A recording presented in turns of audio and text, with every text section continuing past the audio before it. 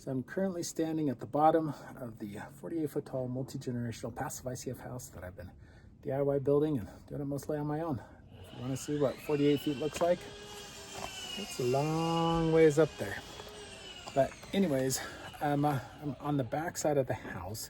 It obviously hasn't been backfilled yet. One of the things that kept me up initially when I was doing this entire build was cave-ins. And I finally had a cave-in. One of the reasons why I haven't been able to backfill, let me see if I can show you. There's the fence line. So we're actually gonna have to take down one of the fences in order to be able to get the heavy equipment back here to do the backfill. But I was super stressed, super worried initially that I was going to end up with a cave-in, and potentially it would be a deadly cave-in, because I'm sure you read in the newspaper all the time about cave-ins in situations like this, because once these walls get filled with concrete, they're not going anywhere. And so if this caves in and I'm standing in between the two, I'm squished and it's bad news.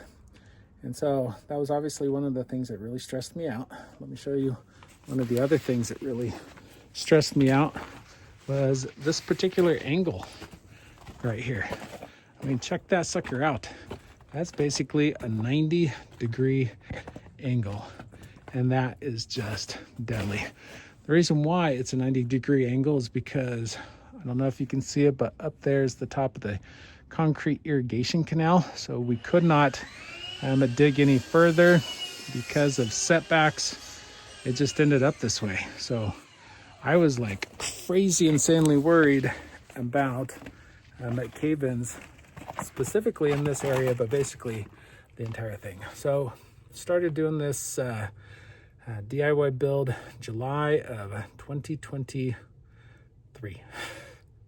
So when you're building something this large, it takes a while. It's currently January 30th or 31st, whatever it is. Tomorrow's February 1st, and of 2025. So it's been a while. It's been like a year and a half. And the interesting thing is, this is actually my first significant cave-in that I have had. Usually it's during the winter. There'll be freeze thaws that'll knock loose some of these rocks, but it'll just be like one rock. It hasn't been a significant cave-in yet.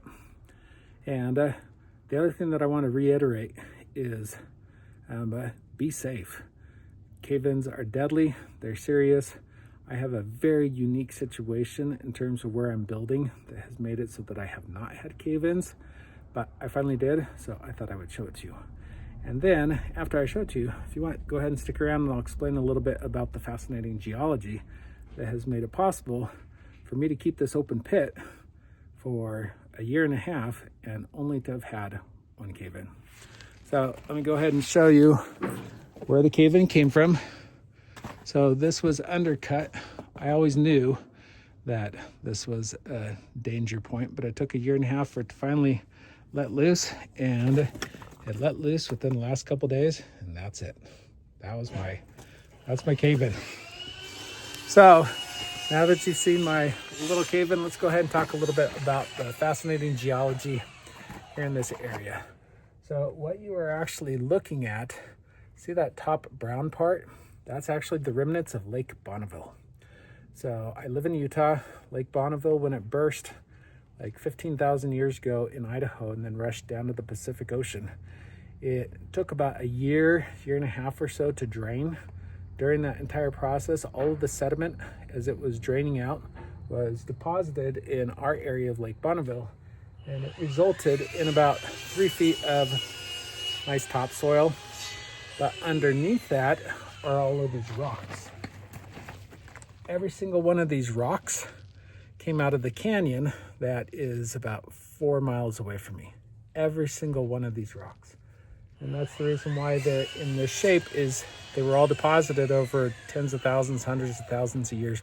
They rolled down the canyon, and that's one of the other reasons why a rock like this is about the largest that I've had to deal with. Most of them are much smaller because they all came rolling down out of the canyon in many, many different flood situations. And then they became the shoreline for Lake Bonneville. So if you take a look underneath each one of these rocks, you'll see all that basically calcification. So Lake Bonneville shoreline would run the water up over this, and then as it would dribble down, it'd leave behind those minerals. And so what you're looking at is history. I mean, a lot of history of each one of those layers. And so as you touch it, it's a little bit like concrete, but like a soft concrete.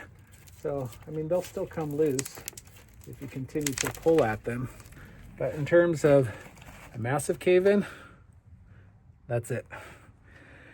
Now, hindsight being 2020, had I known now what I knew then, I would have probably had my excavator go ahead and dig down. So this is one of my big regrets on this whole build. I would have had my excavator dig down just a little bit more so that we could actually have like a 6'11" crawl space.